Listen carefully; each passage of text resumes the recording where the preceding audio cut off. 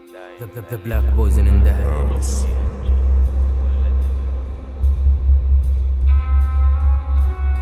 تسألني ليش مو بتدخلنا؟ أنا أقول لك بالأول ما أملك موهبة، أملك شعر وإيقاع ما يسلك. لو أعتدلك لو تخطب خطي يشلك، ساحة ما تبين مثال اللي ما ضرب اعتبار. تبي اللي قيس المثال اللي يقول لك أقدم رسالة بكمبار.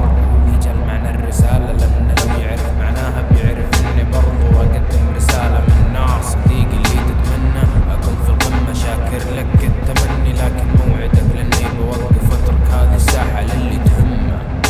لا أقبل إملاءات جمهور وأسعى دايم ما أدع تساؤلات، أدع مكانها إجابات بسطور مهمة. لنفترض جدلا إني عازم أقدم رسالة ايش تقترح المضمون يكون؟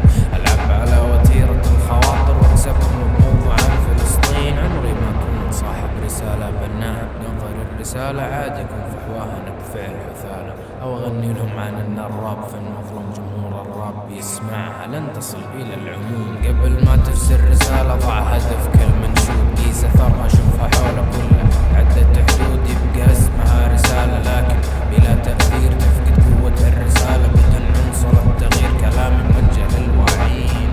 ما نسيت قصة أشباه الربرز اللي للشهرة ساعين. لو تبي تنشهر أنا بكون لك معين، يعكس كل كلام اللي قلته، أكون أكبر مسلك وقت الهيبة قلمك. شوف الشهرة كيف بتدلك، ركز على الفلو وبيع المعنى. شوف كيف الفوز بيجرك، ماني وليد اليوم من الأمس ثابت وغير يتحرك مثل الإنجيل. من 2009 بين الكيك والسمير، إذا كلك دارس على الساحة بيكون قليل. هنا ثقل أنت الراقي على الأصالة، أعطيك الراب القديم نتاج 9 سنين شايلة بالحصالة. راح الزمن اللي كان فيه الأندر والقوة متميز، صرنا بزمن فيه الأندر من تفاهة الكوميرشل للأسف. سارق لحيز أنا كما أنا على دقات الأرض قائم، دعنا ضرك عني ينصرف إن لم أكن ملائم.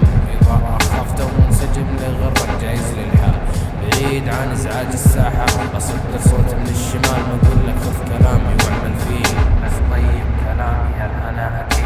لو صادق فيما أعنيه هنا يبان الأمس الحقيقي. أقول لك الوضع خام الوضع اللي نشف ريقي، عشقت الراب بنفس الوقت ظل ضدك فيه. لو ازددت نفوذ أصلا كيف تبيني أكون جاد بفن بلدي منبوذ؟ فالخلاصة مو كل من قال يقدم رسالة فعلا يقدمها. أغلبهم يقولوا ما يفعل وأنا هنا لأجل أوفر وجودها من عدمها. أتمنى تكون فهمت الدرس يا مستمع، فقط انطرب سلم إذنك جميع الربرز. لا تتبع لا تتبع يا مستمع، لا تتبع كي لا تنخدع.